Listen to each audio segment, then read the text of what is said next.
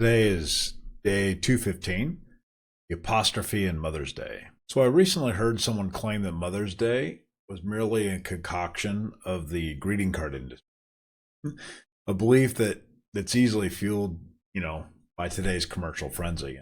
It's expected that consumers will shell out about $35 billion on cards, jewelry, flowers for Mother's Day. Despite the commercial veneer, the holiday wasn't birthed from the profit-driven schemes of companies like Hallmark. In fact, Mother's Day sprang from a simple Sunday school lesson and a heartfelt prayer overheard by a 12-year-old girl named Anna Jarvis, who was profoundly moved to make Mother's Day a national holiday. Anna did not envision Mother's Day as a general celebration of mothers.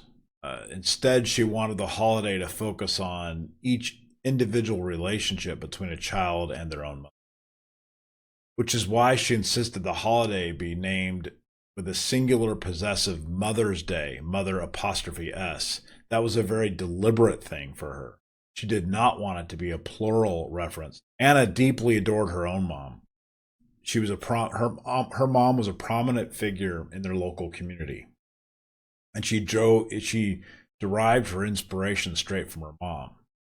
It was, when her mom delivered a Sunday school lesson, Bible class on mothers from the Bible. And after that Sunday school lesson, her mom gave a prayer in the prayer she asked, God, if he could find or could inspire somebody someday to create a day recognizing mothers. So Anna took upon herself later in life, she took it upon herself as her mission to create this day. So her mom was named Reeves Jarvis. And they lived in Webster, Virginia. And this was a region deeply affected by the Civil War. Anne had, I think, 13 children, and only 4 of them survived into adulthood.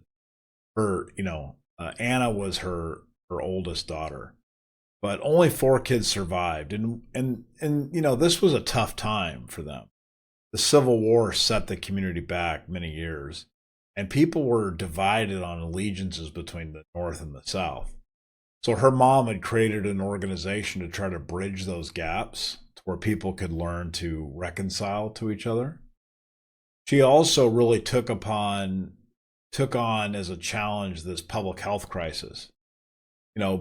People didn't really understand the impact of septic tanks leaching into the water supply back then. So she really took this issue on, trying to clean up the water supply. And she felt that moms or mothers could be a direct impact in influencing men on dealing with this problem.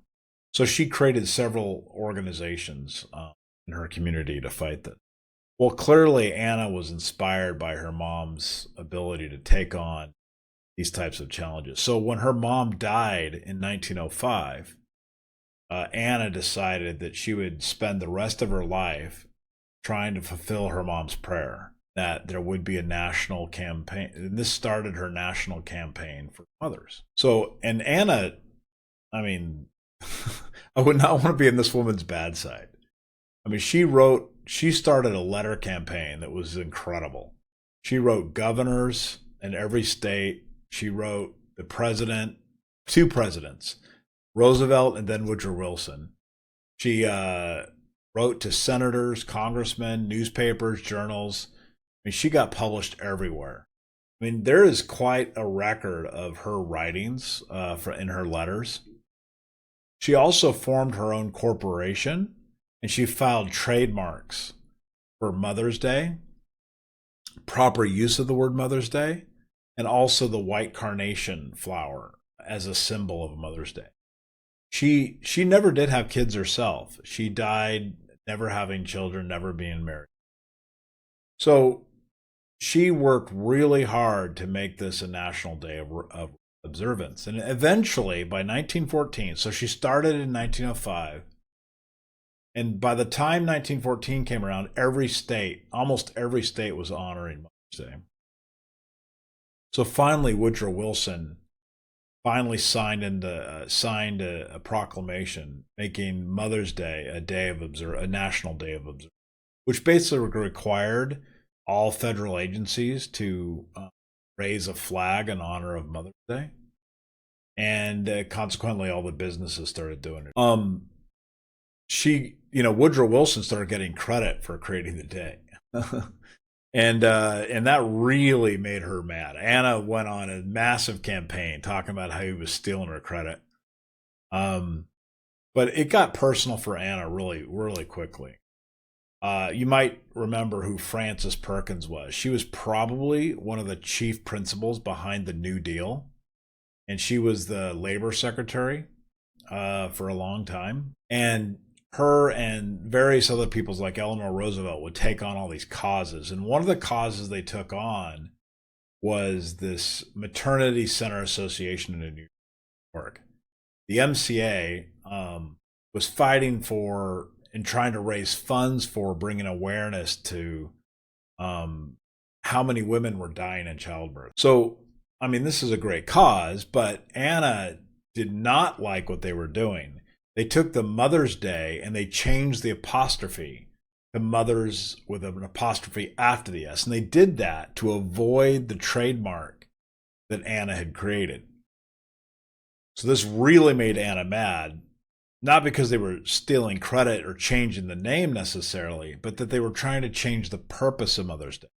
They were using Mother's Day to remind people of political causes and raise money for charities. Several charities had already globbed on to the idea that they could use this as a way to generate money. So she was really upset because she wanted Mother's Day to be about your mom. She encouraged people on Mother's Day, you should go home and talk to your mom, or at least call her or write her, right? She wanted people to have a heartfelt moment with their mom as a tribute to Mother's Day. And that was about as simple as it got.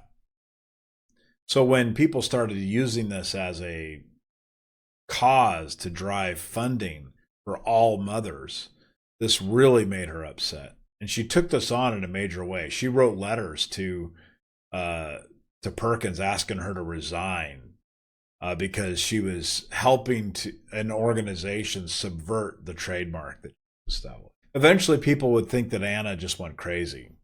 They didn't understand her vitriol for these things. They didn't understand why she was so passionate. So people started dismissing her. I can imagine Anna would have been horrified by today's commercialization. I imagine she would be campaigning even today against the over commercialization. Eventually, poor Anna would die in a sanitarium type facility in Philadelphia. She showed up one day to the hospital completely sick, and she got admitted. She would eventually die under the care of one of these mental health facilities. So it's kind of sad to see that this woman that had such passion for this day would end up dying alone and without children. So I think I will try to honor Anna's original intent for Mother. I will call my mom. But I'm also going to buy some cards and some jewelry and some flowers as well. So anyway, thought that was an interesting dive into the origins of